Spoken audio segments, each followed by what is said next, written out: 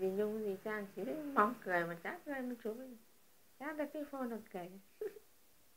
Chả là cái phone nó cười. Thế. Chả là cái phone nó cười. Cười nữa chứ. Thế.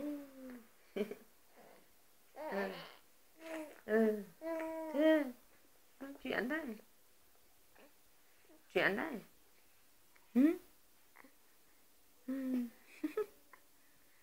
Thế. Cười đấy. Nước xin béo. Nước cái cười. Nhé. Tròn xe xe. Tròn xe xe. Tròn xe xe. Nhé.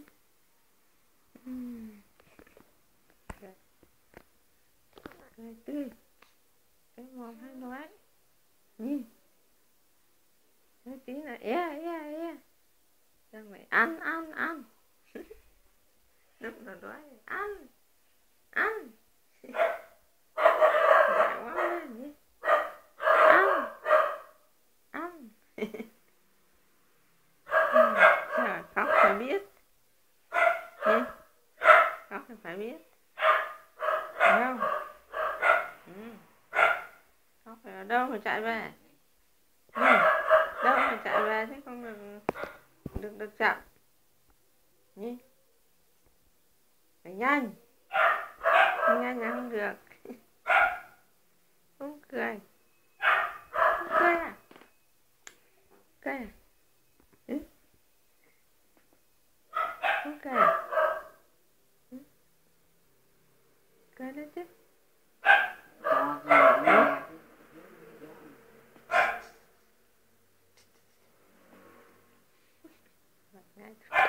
Cười đấy. Cười đấy. Cười đấy.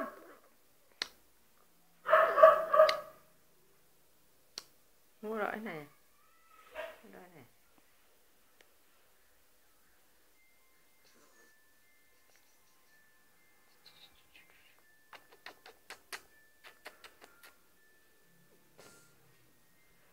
Mai đi mua tôm đánh cái chỗ kia cho nó. Đánh không thành tròn. Thành Chàm. Chàm. Chàm số gái năm. Chàm cái tinh thần nó bảo đúng chàm. Chẳng rõ nó bảo khó. Con bảo ngay từ đầu cứ bảo không phải. Còn nó bị mũi đốt hay sao nó phải khói. Mũi đâu, mũi tháng rồi. Đây cơ mà mẹ, đây cơ mà con này. Khoai.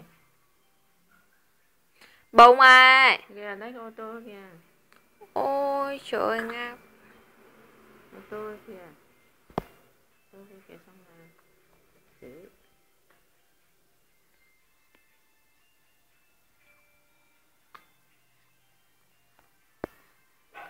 Không chào.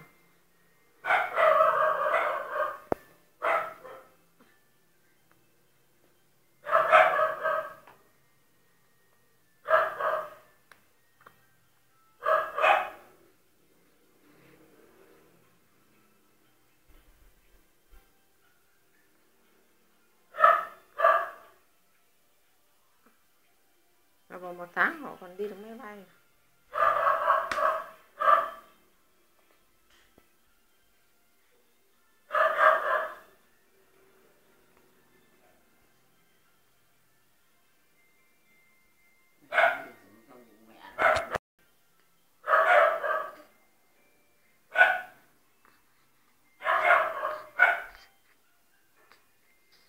Có phone nào cười.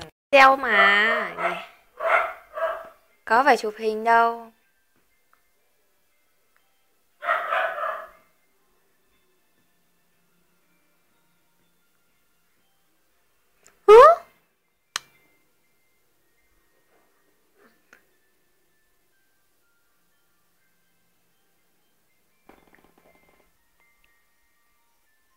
Điện hả?